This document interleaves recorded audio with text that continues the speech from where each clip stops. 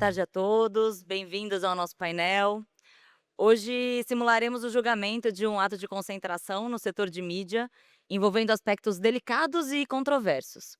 Uma oferta hostil realizada por um grupo de mídia tradicional, com conhecidos vínculos governamentais, para aquisição da única empresa de mídia independente.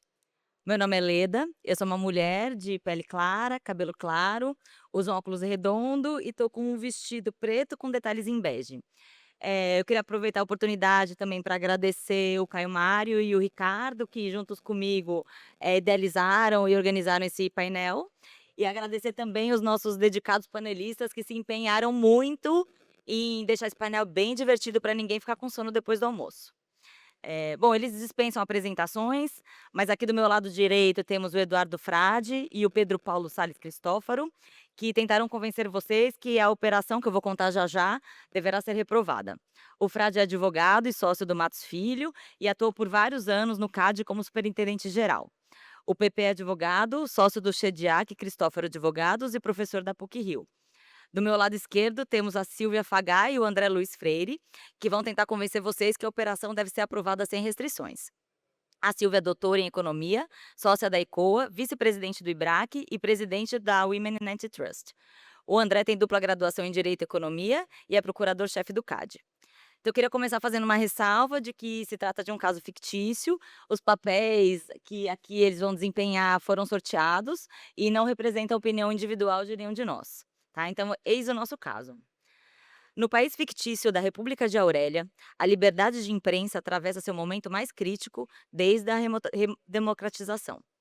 Veículos de imprensa independentes vêm enfrentando, nos últimos anos, sérias dificuldades financeiras, não apenas em razão de transformações estruturais no setor, mas, sobretudo, devido à restrição severa no acesso ao financiamento. Nas últimas 2 décadas, 27 veículos independentes encerraram suas atividades. O único veículo independente remanescente é a Aurora Press, um jornal fundado há mais de 70 anos, que se orgulha de manter independência editorial em um cenário cada vez mais hostil. A Aurora Press, no entanto, enfrenta dificuldades financeiras severas. No mercado de mídia também atua o Grupo Nacional de Comunicação, o GNC, um conglomerado de mídia tradicional. Esse cenário de dificuldade financeira, entretanto, não alcança o GNC, cuja proximidade com o governo lhe garante acesso privilegiado a funding estatal e a linhas de crédito especiais. É esse grupo que apresenta uma oferta hostil de aquisição da Aurora Press. O pano de fundo é sensível. O atual presidente da República de Aurélia já declarou publicamente a sua intenção de se reeleger, apesar da vedação constitucional expressa. Paralelamente, 2 de seus ministros mais próximos são acionistas majoritários de grandes plataformas digitais, a rede social Conecta e o portal de vídeos Fox Media, veículos que juntos concentram mais de 80% da audiência online do país. A operação, portanto, vem levantando preocupações não apenas concorrenciais, mas também sobre a pluralidade editorial, liberdade de imprensa e captura institucional. O setor de mídia, se definido sob uma ótica ampla, é competitivo e a concentração decorrente da operação é ínfima. Considerando jornais impressos, televisão, rádio, plataformas digitais, existem mais de 40 grupos empresariais ativos em Aurélia, o que representa uma concentração mínima em termos de market share, menos de 5%. No entanto, todos esses grupos possuem vínculos diretos com o governo, como, por exemplo, por meio de contratos de publicidade estatal, participação acionária de aliados políticos. Assim, se olhado apenas o segmento de mídia independente, a aquisição da Aurora Press pelo GNC representaria a eliminação da última voz do editorial desvinculada do poder político. O caso encontra-se sob análise da Superintendência Geral de Fusões, a autoridade responsável pela aplicação da Lei de Defesa da Concorrência da República de Aurélia. E é exatamente esse o papel que vocês da plateia vão desempenhar hoje. E para auxiliá-los, então, a gente trouxe um time de peso. De um lado, teremos entidades da sociedade civil amantes da democracia, na qualidade de terceiros interessados, defendendo a reprovação da operação, representada pelos meus colegas Pepe Rousseau e Dudu do Tocqueville. Do outro lado, teremos o adquirente, GNC, advogando pela aprovação irrestrita da operação, representados pelos famosos Silvia Santos e Roberto Marinho. Ao final das sustentações orais, caberá a vocês decidirem. A operação deve ser aprovada sem restrições ou deverá ser aprovada sem restrições ou reprovada.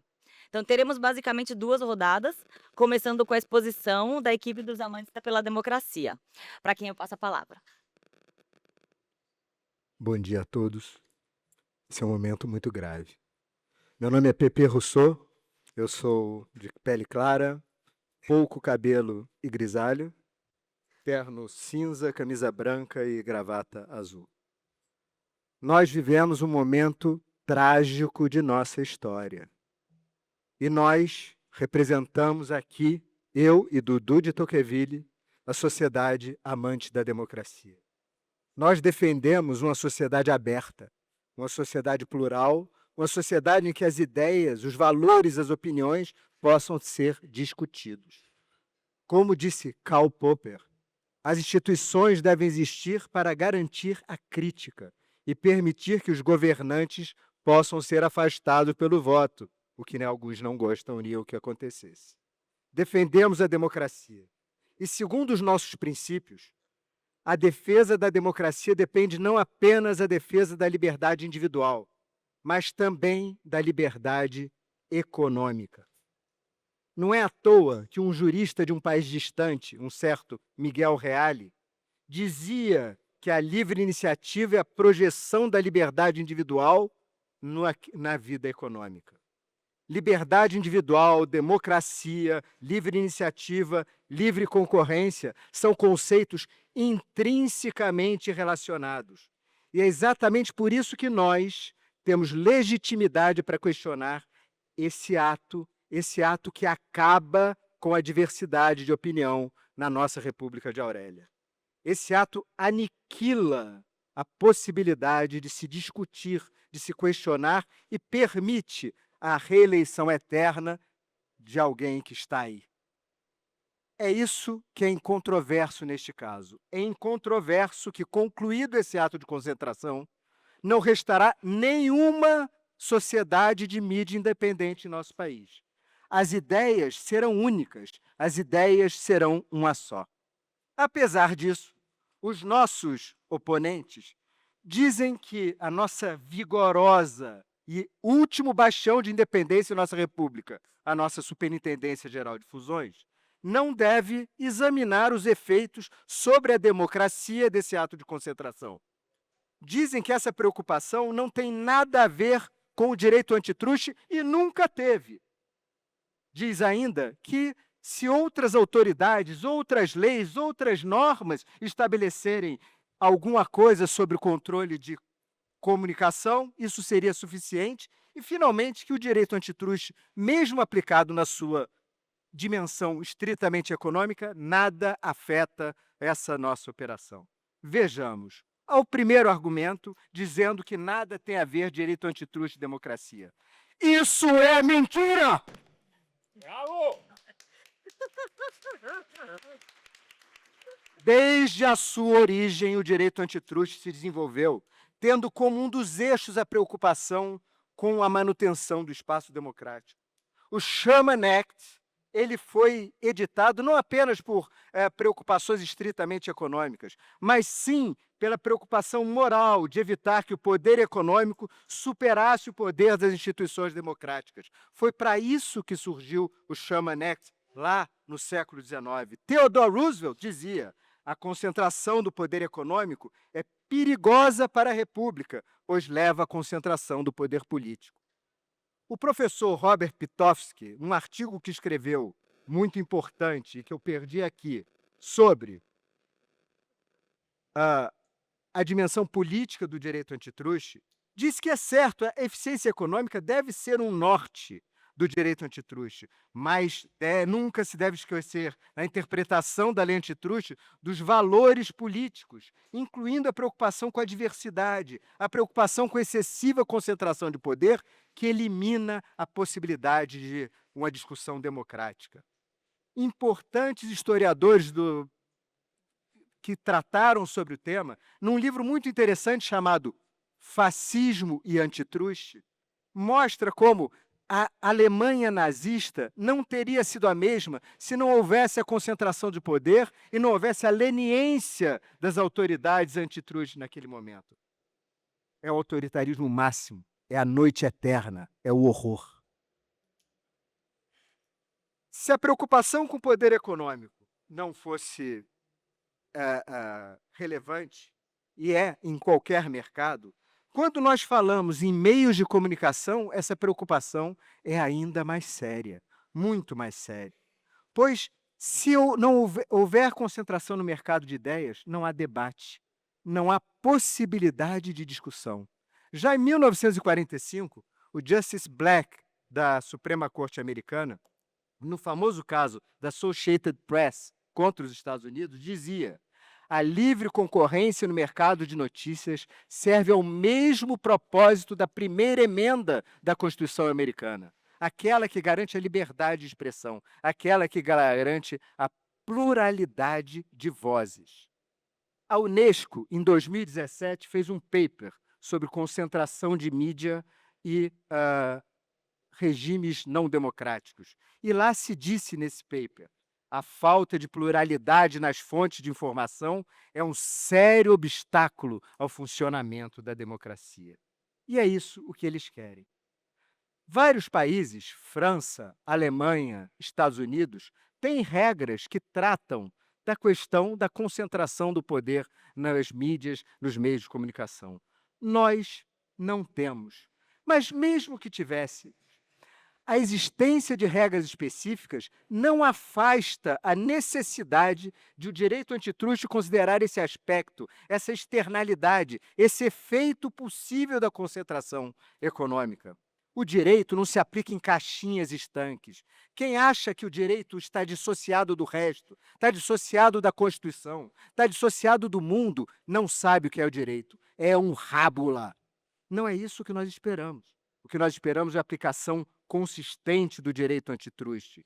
E no direito antitruste, a nossa Constituição exige o respeito à democracia. Exige que não sejam feitas estruturas que impeçam o desenvolvimento do debate plural. No caso que estamos vendo aqui, essa restrição seria absoluta. Se criaria uma barreira à entrada de novas ideias praticamente intransponível. Isso não é aceitável. O meu colega Dudu de Tocqueville vai mostrar detidamente como, mesmo sob os aspectos mais estritamente econômicos, não é possível autorizar esse ato de concentração que alguns antidemocratas querem defender aqui nessa tribuna. Mas digo logo, no passarán.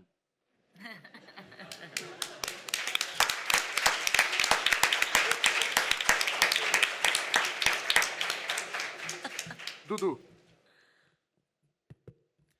Boa tarde a todos e a todas.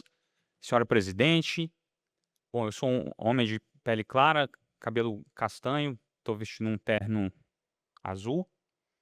Senhoras e senhores, um ato de concentração submetido a essa autoridade com desfechos dessa natureza deveria, no mínimo, atrair um cuidado adicional da autoridade, reconhecer as externalidades que essa operação pode trazer ao ambiente no nosso país. Mas vamos analisar dentro da ótica estrita do antitruste tradicional. Façamos esse exercício aqui, dentro da ótica exclusiva do padrão do bem-estar do consumidor. Ainda assim, e deixando de lado qualquer aspecto relacionado à democracia, pluralidade de ideias, ou seja o que for, teríamos uma operação que deve ser reprovada por essa autoridade. Falemos de escolha do consumidor dentro do Welfare Standard. O direito da concorrência tem o objetivo primordial de defender os interesses dos consumidores. E o direito da concorrência reconhece que algo fundamental aos consumidores é um poder de escolha. É ter empresas e ter diversidade entre ofertantes para escolher. Um componente central do padrão do bem-estar do consumidor, portanto, é a manutenção de pluralidade de escolhas ao consumidor. Num título bastante sugestivo da sua obra, Robert Lundy, a obra se chama Consumer Choice as the Ultimate Goal of Antitrust, diz o seguinte, abro aspas, um nível ideal de escolha do consumidor, que em outros contextos tem sido chamado de soberania do consumidor, é a situação em que o consumidor tem o poder de definir seus próprios desejos e a capacidade de satisfazê-los a preços competitivos. Fecha aspas. Esse princípio de escolha, se vocês pararem para pensar, senhoras e senhores, habita todos os lados do antitruste, né? Cartéis, entre outras coisas, são proibidos porque ceifam, roubam do consumidor o poder de escolher entre players independentes. Condutas de exclusão, condutas exclusionárias, entre outras coisas, são coibidas porque retiram poder de escolha do consumidor. E ocorre o mesmo com uma fusão que faz isso e que, portanto, deve ser objeto de cuidado do antitruste. Essa preocupação com a escolha do consumidor, ela é particularmente importante na proteção de dimensões não preço do bem-estar do consumidor. Também um conceito tem sido cada vez mais alvo de cuidado do antitruste. A depender do mercado que estamos analisando, variáveis não relacionadas a preço tendem a ter um valor para o consumidor mais relevante até do que o próprio preço.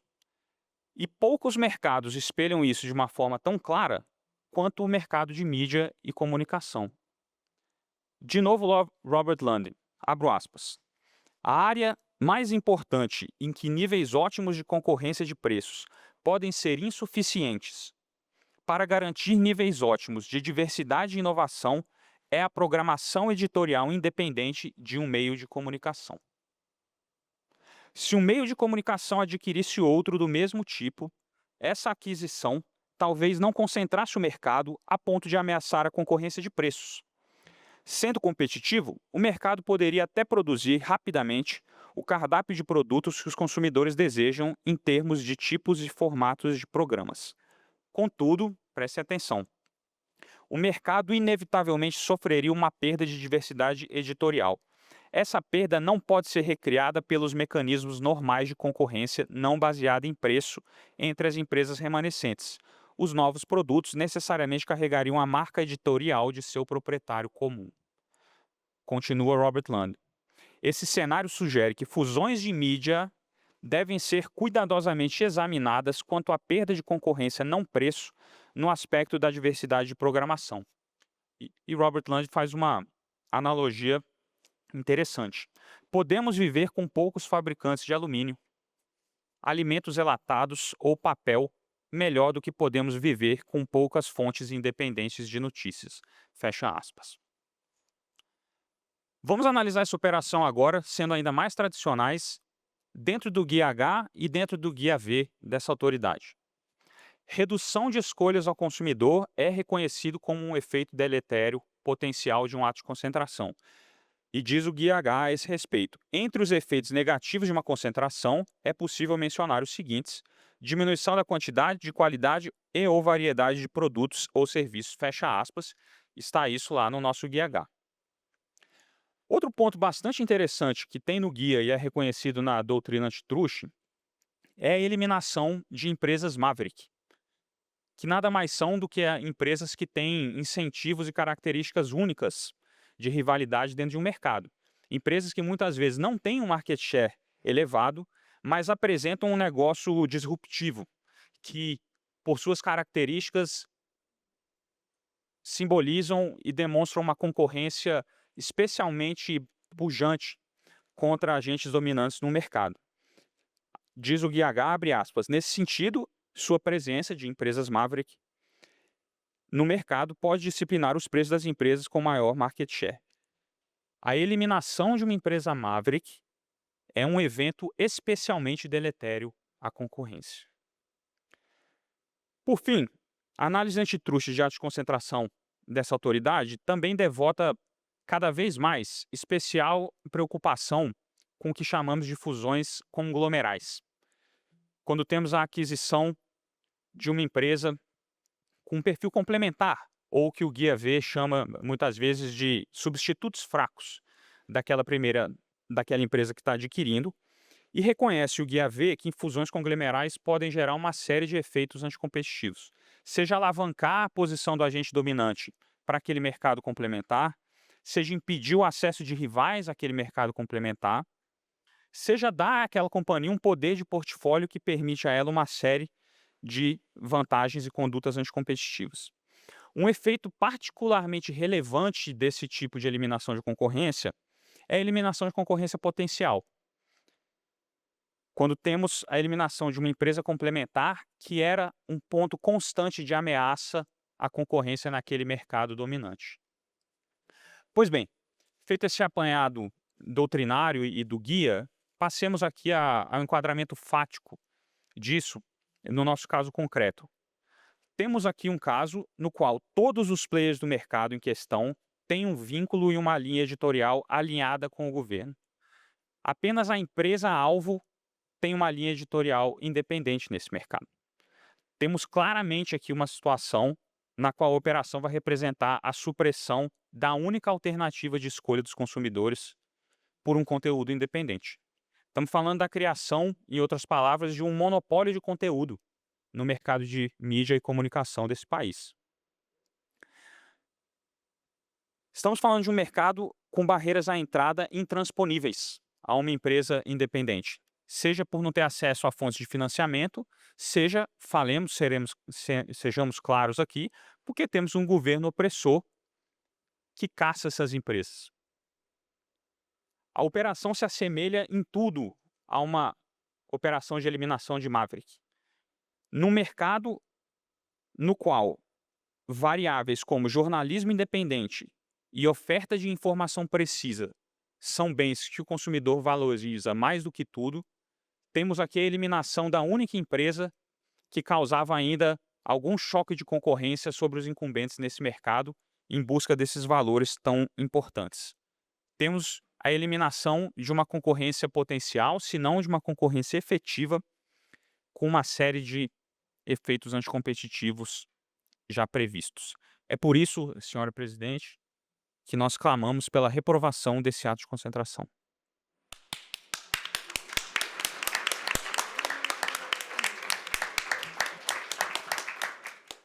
Passo agora a palavra para os requerentes.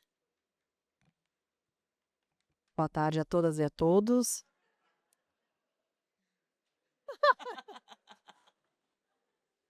Boa tarde a todos e todas. Eu sou Silvia Santos, sou uma mulher de pele clara, cabelo platinado curto, óculos. Estou vestindo um blazer claro. Bom, aqui, para além de rainha da televisão brasileira, eu também sou economista e gostaria de fazer algumas considerações sobre os pontos trazidos pela impugnante aqui do nosso caso, com uma ótica mais restrita, apesar da bela tentativa de uma retrospectiva histórica bastante enviesada e de uma tentativa de deturpar o objetivo da Lei de Defesa da Concorrência no Brasil. Vamos aplicar o Guia H corretamente dessa vez. Então, buscando jurisprudência, retomando quais deveriam ser os objetivos da defesa da concorrência, a gente verifica. Vamos começar por definição de mercado relevante, estágio 1 da análise. A gente verifica que, do ponto de vista geográfico, não tem muito debate, que a delimitação deveria ser entendida como nacional. Do ponto de vista de produto, o que a gente verifica, e que já foi inclusive apresentado no início, é que existem diversos players com diversos formatos de modelos de negócio e de atuação que acabam de formas diferenciadas competindo entre si. Nesse sentido, eu concordo com vocês que a dimensão preço não é a única variável competitiva aqui. Mas justamente por haver essa heterogeneidade de modelos de negócios, de serviços, é que a gente verifica que tem vários players, mais de 40, cerca de 40 players, sendo que nenhum deles acaba representando mais do que 5% do mercado. Isso por si só já um pouco mais próximo. Isso por si só já afasta qualquer preocupação de concentração econômica, ainda que a gente olhe para o mercado mais restrito ou mais amplo. Num cenário tão amplo quanto a gente desenha aqui sob a nossa ótica, do ponto de vista de substituição dos produtos ou diversas alternativas que o consumidor tem para acessar informação, para acessar conteúdo cultural, a gente verifica que a concentração seria muito baixa. Menos de 5% cada um dos players, então não tem como somar nem 20%, nem 10% nesse cenário. Ainda que a gente vá para o cenário mais extremo, em que então a adquirida que configuraria sozinha, por ser o único veículo de mídia independente, ou seja, ele configuraria sozinho o mercado relevante, nessa situação do outro extremo, a gente verifica que ali tem uma mera substituição de agente econômico, também não configurando concentração econômica.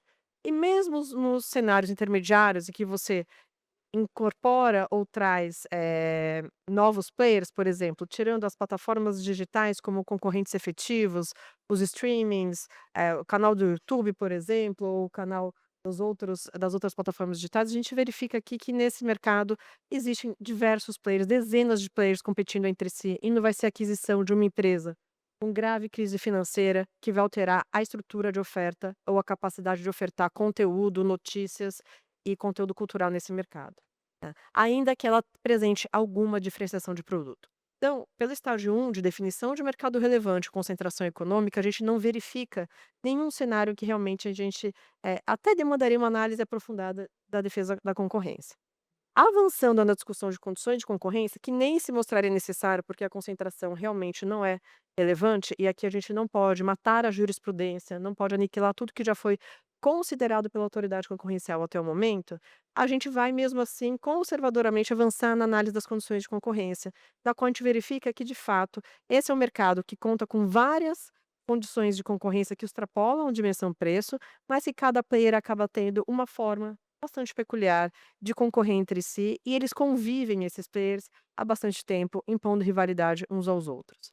Nesse cenário, o que a gente verifica é que, em especial pela adquirida estar em condição financeira muito precária, ela por si só já não configura um rival tão efetivo. Não se discute aqui uma mera tese de failing firm ou não se apoia a aprovação da operação em cima da tese de uma firma falimentar, mas a ideia de que esse player, justamente por ter que se valer de economias de escala, de economias de redes indiretas e por vários outros elementos que demanda algum porte financeiro e algum porte de operação, torna esse player pouco competitivo na realidade atual, afastando ele dessa teoria descabida de que ele configuraria um Maverick. O Maverick, para estar em condições de impor condições, em uma rivalidade diferenciada, não poderia estar passando por uma crise financeira, num mercado onde economias de escala, de escopo e economias de redes indiretas são importantes. Então, a capacidade dele hoje impor rivalidade já está bastante limitada. Então, hoje a gente precisa avaliar até que ponto a gente está realmente mudando a dinâmica competitiva, até que ponto esse player de fato está em condições de ofertar, distribuir conteúdo da forma tão diferenciada como a nossa contraparte coloca. E a gente avança para a motivação da operação, que é justamente a eficiência que essa operação pretende trazer. É justamente trazer mais capacidade financeira, ampliar a capacidade de escala, promover maior economia de rede, intensificar as economias de rede dessa empresa que está prestes a quebrar, e com isso conseguir não só continuar ofertando o conteúdo, que ela já oferta, como também ampliar a capacidade de distribuir conteúdo, no território nacional. Isso porque a gente verifica que o nosso território nacional é composto por um deserto de notícia muito grande. Cerca de metade dos nossos municípios não tem nem veículo de comunicação local.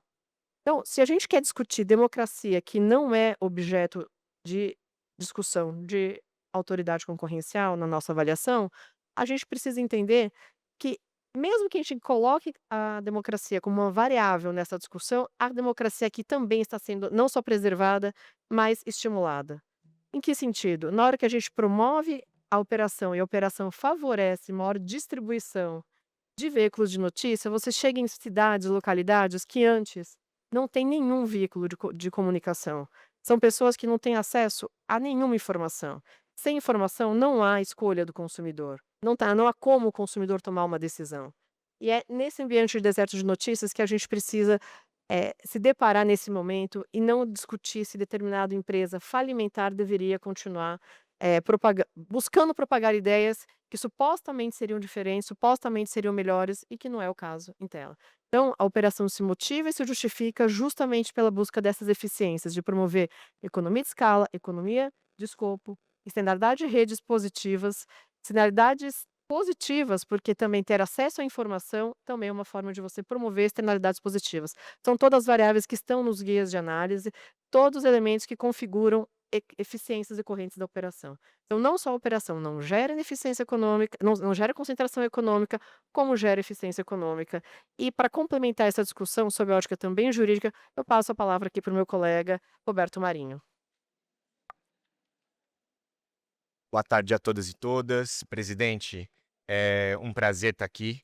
Meu nome é Roberto Marinho, eu sou um homem branco Eu visto um terno azul, também marinho, camisa branca, cabelo castanho, e estou aqui ao lado da minha colega Silvia Santos para demonstrar o quanto essa operação não emana qualquer preocupação concorrencial e deve ser aprovada por essa Superintendência Geral de Fusões.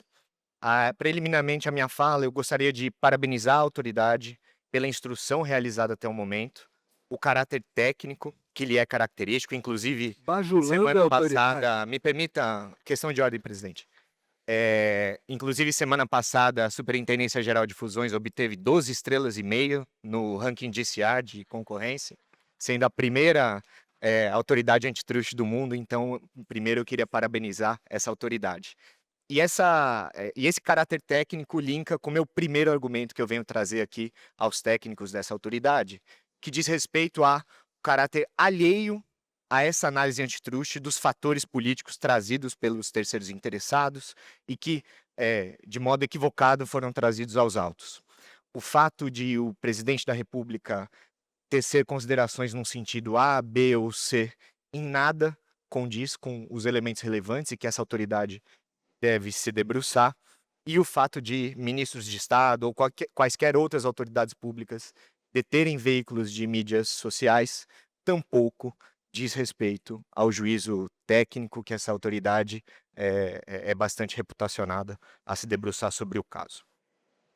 Um segundo argumento que me parece relevante trazer e reforçar aqui a autoridade é que a pluralidade de ideias, a diversidade editorial e eventuais riscos de desinformação, embora sim sejam valores públicos relevantes, eles não devem ser objeto de esforço, qualquer aprofundamento, de novo, por parte dessa autoridade pública, porque isso não diz respeito à prática decisória e à literatura há décadas consolidada na defesa da concorrência.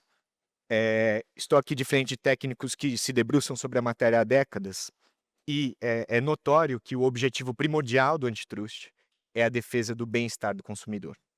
E esse bem-estar do consumidor vem sendo desenvolvido a partir de métricas bastante objetivas, né?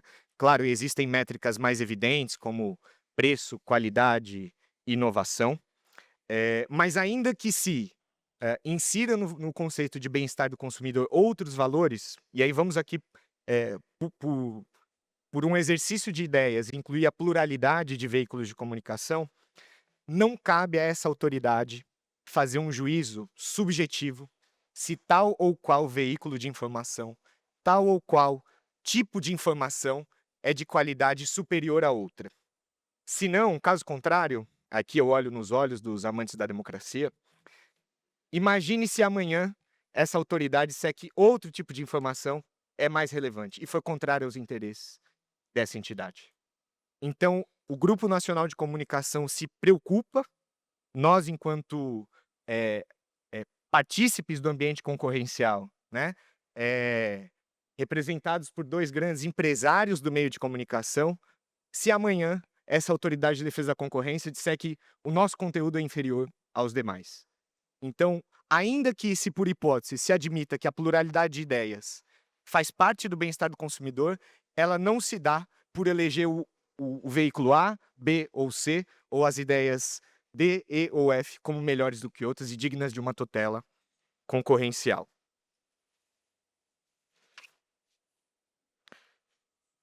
Esse raciocínio tende a uma tirania ideológica. E aí eu queria só fazer um apontamento de como a sustentação oral dos amantes da democracia me remeteu à lei de Godwin. Não sei se conhece, mas é uma lei que diz que, em um debate um pouco mais prolongado na internet, a tendência é que uma parte acuse a outra de nazismo, práticas nazistas, ou compare a Hitler, tende a 100%. E que é uma prática argumentativa bastante rasa, temos que reconhecer aqui, perante essa autoridade. Eu queria, além disso, ainda dentro desse ponto, citar uma fala do nosso grande doutrinador em matéria de concorrência, Hovenkamp, e aqui eu abro aspas, né?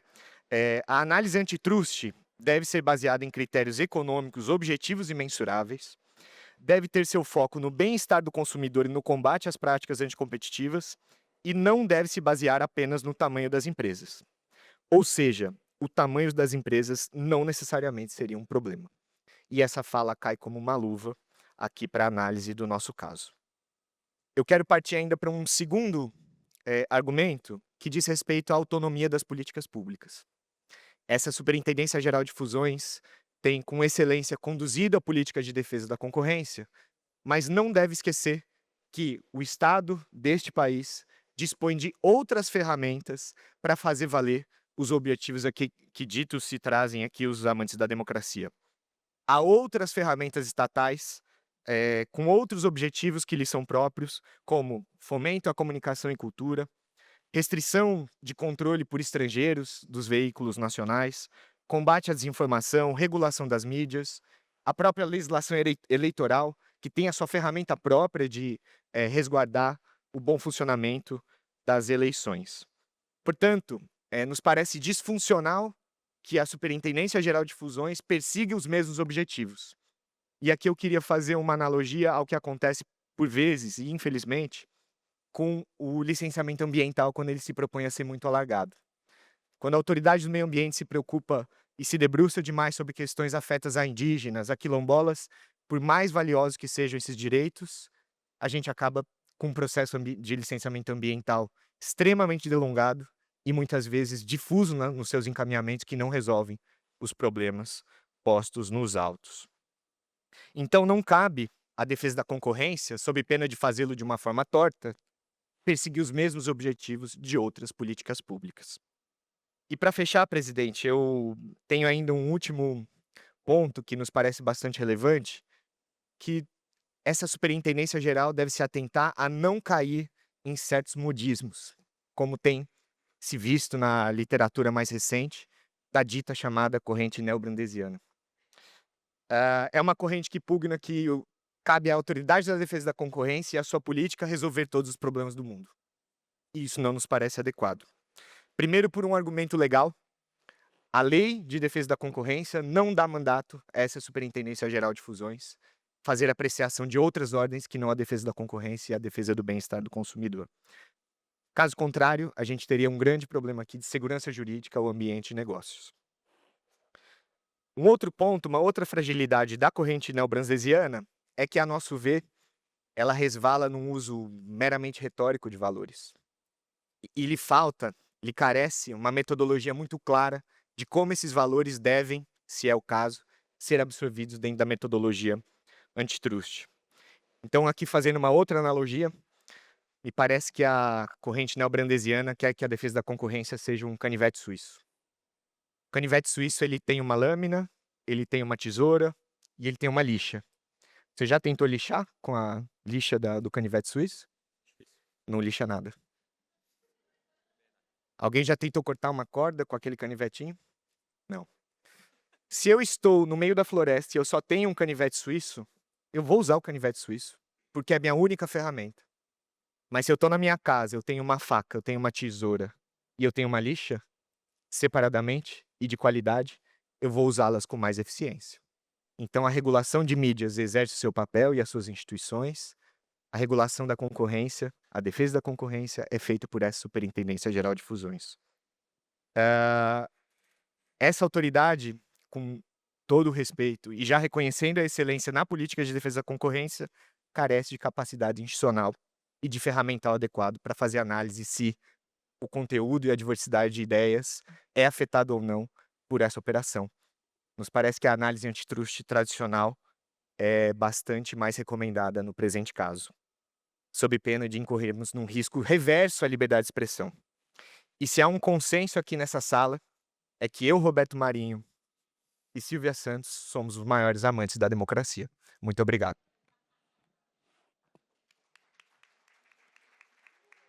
Presidente, pela ordem. Eu não sei se foi só eu que entendi isso, mas eu acho que o Roberto Marinho acabou de ameaçar nos esfaquear com um canivete suíço.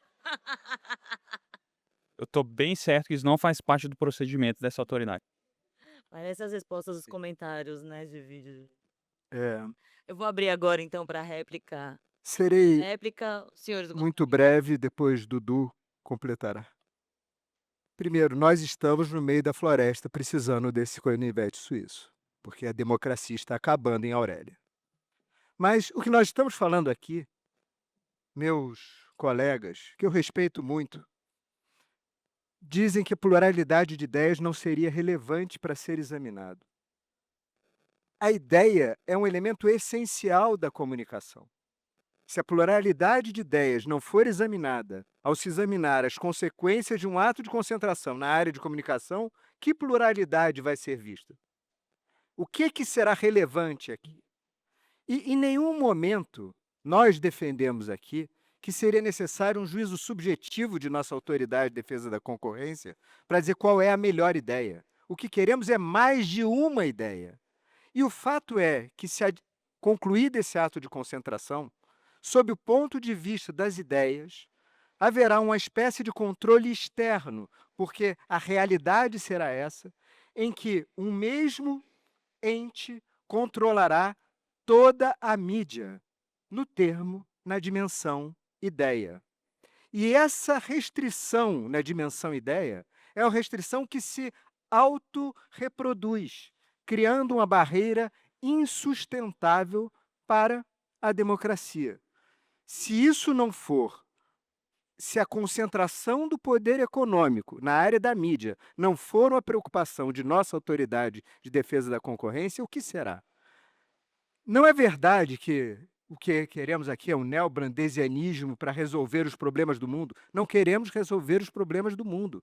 Queremos resolver um problema de concentração em um mercado que gera uma uniformidade numa dimensão essencial desse mercado, as ideias. Continue, vai com tudo, Dudu.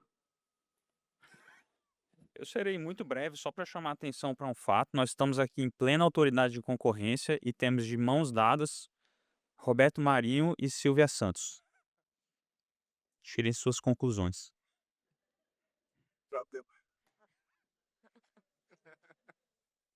Isso. Olha, com relação só mais tarde, pronto. Com relação à questão da diversidade, não existe com a operação não haverá um monopólio de conteúdo, de notícias e de mídia. Existem 40, mais de 40 veículos, os mais diferentes formatos. Essa diversidade já está dada no mercado. Não é uma empresa com condição financeira muito comprometida que vai reduzir a diversidade desse mercado.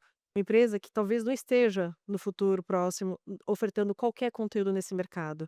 E a gente terá desperdiçado os recursos econômicos que essa empresa possui hoje. Então, é uma falácia acreditar que a reprovação da operação vai garantir essa diversidade que já existe no mais variados tipos de modelos de negócios, seja digital, seja analógico, sejam mídias tradicionais. Então, nesse sentido, a operação não implica a redução de conteúdo disponível, e sim uma mera alocação mais eficiente de recursos bastante escassos, que vai permitir a promoção de maior diversidade no sentido de expansão da operação, ou da atuação e da oferta para o mercado como um todo, num país que é marcado por desertos de notícias. E da minha parte, um último ponto, eu acho que a terceira interessada ah, quer fazer valer um ambiente de instabilidade institucional que a gente vive, e o caso, os autos demonstram justamente o contrário. Nós temos aí mais de 40 veículos de mídia, o share de cada um deles é inferior a 5%, e o ambiente institucional no país é muito saudável.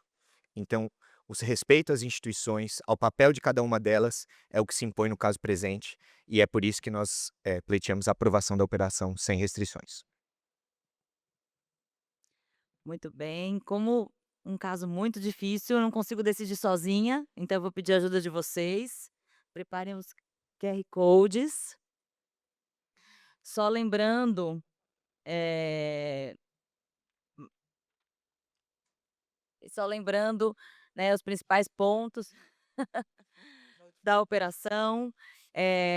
Olhando o mercado de forma ampla, nós temos uma operação, com uma concentração ínfima. Olhando do ponto de vista como amante da democracia coloca, né, tem-se a aquisição da última mídia, independente do país. Então nós colocamos aí umas 4 perguntas para vocês, e vamos dar um tempinho enquanto, vocês votam. Enquanto todo mundo vota, eu queria abrir o espaço também, se de repente alguns voluntários puderem contar como votaram, o que acharam, ou quiserem fazer perguntas. E só reiterar que as opiniões aqui foram sorteadas, Audiência tá? pública. Não, aqui, né, nós sorteamos as nossas opiniões aqui, viu? Vou reforçar de novo que acho que muita gente não estava aqui no começo, não é um caso fictício, os papéis foram sorteados, não representam a opinião individual de ninguém, muito embora eu achei algumas pessoas, assim, muito assim, Enfa apaixonadas pelo assunto, mas tudo bem. Então, como é uma audiência pública, eu queria chamar agora os membros da sociedade civil para fazerem as suas colocações, se alguém quiser contar um pouquinho o que que acha, qual a sua como votou. Antes de eu mostrar os resultados.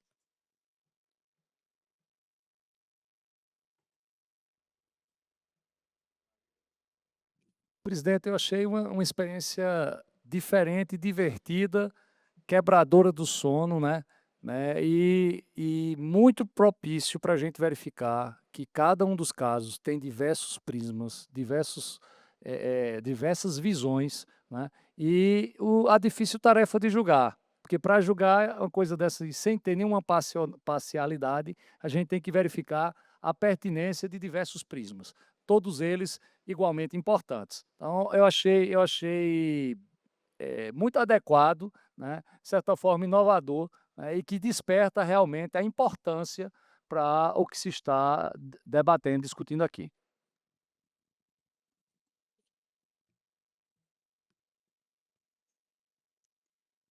Todos com muita timidez, ninguém quer contar o que que vocês querem que eu mostre os resultados primeiro? É isso, acho que tá todo mundo com vergonha.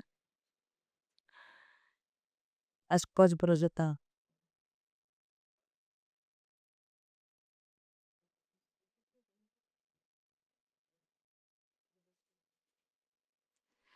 Oitenta e três por cento de vocês entendem que a redução da diversidade editorial e de conteúdo e a eliminação da independência editorial deve ser critério relevante na definição do mercado relevante e na análise do impacto concorrencial da operação.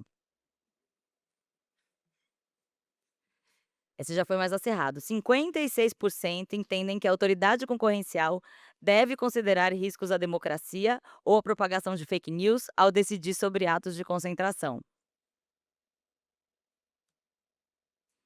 69% entendem que o julgamento de uma operação como essa deve considerar também valores constitucionais, como a pluralidade de vozes, mesmo essa aí me surpreendeu, hein. Mesmo que os produtos das empresas politicamente alinhadas sejam mais baratas ou mais acessíveis ao consumidor final. Então o caso ué? Ah, sim, 64% a operação foi reprovada.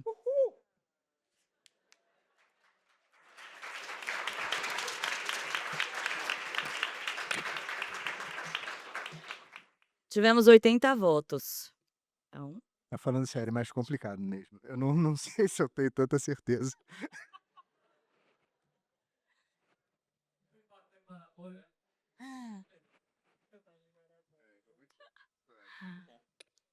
bom, é isso, agradecemos aí a presença de todos, acho que, eh, temos aí achei inclusive vou compartilhar aqui as minhas impressões, achei que ia ser até um pouco mais acirrado, a votação, porque de fato, acho que a gente também aí vem caminhando por algumas discussões sobre qual o papel, né, da defesa da concorrência, então eu acho que de fato esse é um indício, né, de que de fato, outros valores para além do princípio do bem-estar do consumidor, tem sido chamado ao âmbito do papel e da competência das autoridades de defesa da concorrência.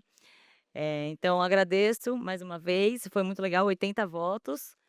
Queria agradecer novamente, a equipe, foram 2 equipes que se entrosaram muito, foi acho que um painel super fácil de moderar, porque no segundo encontro já estava todo mundo com seus bullet points estruturados e definidos, então é isso, agradeço. Vocês querem fazer alguma consideração? Passar a palavra para É só agradecer o Pedro Anitelli, meu associado, que ajudou bastante aqui na elaboração, e agradecer a todos e me desculpar pelas brincadeiras aqui com os nossos Também, adversários, eu não nós sou tão foram muito empático assim não, tá? Não acha que eu sou assim não.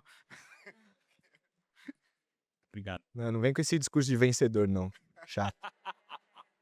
Queria agradecer ao Ibraque, Ricardo aqui na minha frente, agradecer ao Renê pelo convite, pela participação. Achei super divertido e super provocativo o painel. Acho que eu e a Silvia, a gente teve excelentes trocas aqui. Na verdade, eu acho que falando por nós, acho que a gente estaria do outro lado também, não sei, assim, acho que faz muito sentido essas provocações e parabéns ao Ibraque pelo pioneirismo de trazer esse tema, que é um tema que a gente não pode fugir, né? É um tema da atualidade e que nos provoca todo dia. Também gostaria de agradecer o convite para participar e parabenizar pela organização, a Leda e todos que participaram, porque eu acho que é uma forma bem, diferente e apropriada da gente trazer essa discussão que é muito tempestiva, né, muito pertinente, e acho que fez bastante gente refletir e vemos que não, apesar de ter tido 2/3 para 1/3, não tem nenhuma unanimidade, né, acho que isso mostra como essa reflexão é importante, que a gente siga aqui no IBRAC debatendo, dessa forma, de uma forma também construtiva, respeitosa, apesar das brincadeiras, foram ótimas, tá. Ó, quem quer dinheiro? Ricardo quer falar.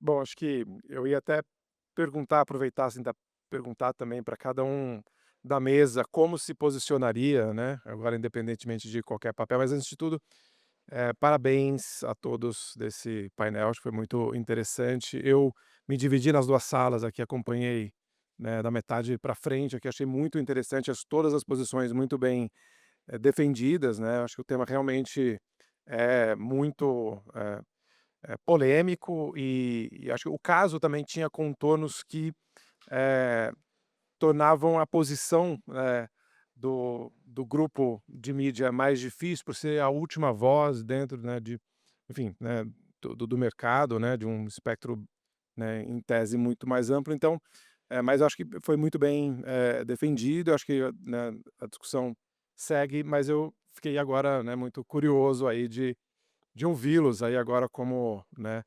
pensadores do antitruste e grandes representantes aí também da prática, né, qual é a visão de cada um. Bom, deixa eu começar. Eu tenho muita dúvida, na verdade. Eu acho que o caso tinha alguns aspectos que nos ajudava.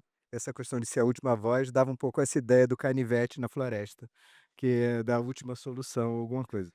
É, eu acho, assim, muito rapidamente, sem dúvida, a questão de diversidade é importante, a questão de barreira à entrada é importante, a diversidade de mídia é um aspecto importante, mas tem que ser com muito cuidado, porque eu acho que como, ele falou bem, quer dizer, se a Autoridade de Defesa da Concorrência, ela não pode ser uma julgadora das ideias não é simples, mas que sem dúvida eu acho que também a ideia do direito antitruste dissociado completamente dos seus reflexos na sociedade real, eu acho que é uma coisa que também não é possível. Então, eu acho que o caso tinha coisas que nos ajudava nos seus fatos, né, essa questão do presidente, é ele quem manda, não dá financiamento, mas eu acho que a vida é mais complexa do que esse caso, né, eu acho isso. Eu acho assim, coisas também acho, o caso é bem difícil, provavelmente na vida real todo mundo investigaria mais questões fáticas, em volta disso antes de decidir. Mas algumas coisas que pessoalmente de fato me convenceram, assim, eu realmente acredito que a escolha do consumidor é um fator super relevante, muito para além de preço e etcétera. Eh, e muito embora, né, como o Roberto Marinho falou ali, né, eu acho que a gente tem que ter bastante cuidado com o antitruste absorver, eh, valores que são diferentes, né, de um esquema de economia da organização industrial, né, não é algo assim impermeável a isso, mas a gente tem que ver isso com comedimento. Quando você pega um mercado como o de mídia, por exemplo, a questão da pluralidade de ideias e da independência de ideias é inerente ao produto, né, é inerente ao valor do produto. O valor daquilo para o consumidor faz parte daquele mercado.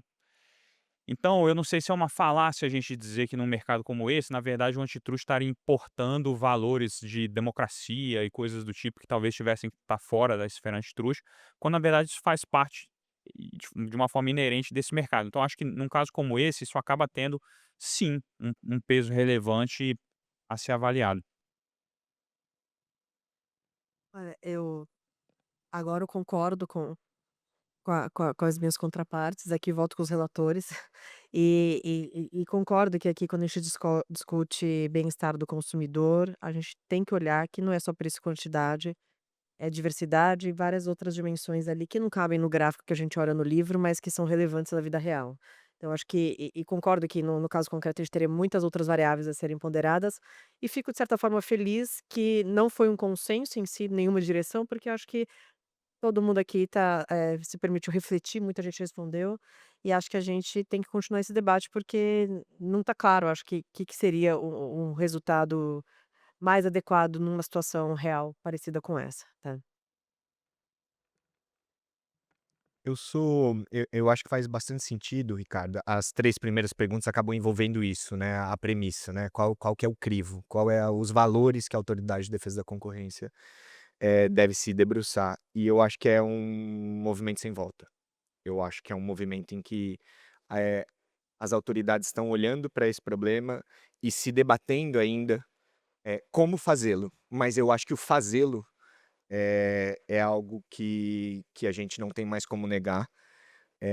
Eu passei algum tempo afastado da prática do antitruste e retornei mais recentemente, né. Fiquei aí acho que uns 8 anos atuando em outras frentes, mais numa frente mais regulatória, e voltei recentemente. E eu fiquei bastante surpreso com a mudança de vetores do debate antitruste. Eu não sei se outro ramo do direito, tem passado por tantas mudanças quanto aos seus objetivos, né. E isso é algo que me admira e academicamente tem me provocado muito. Eu quero me debruçar um pouco sobre isso no futuro próximo. Eu acho que o nosso desafio está no como, está no método. E eu não quero dizer que precisa de uma métrica, econômica, econométrica, matemática, como se chega num resultado ótimo de por tutela de outros valores, né, meio ambiente, democracia, liberdade de ideias. Mas se pelo menos a gente tiver testes, né, testes jurídico-econômicos um pouco mais consolidados, e isso só vem com o tempo, só vem com a prática, mas eu acho que a gente está num caminho para isso.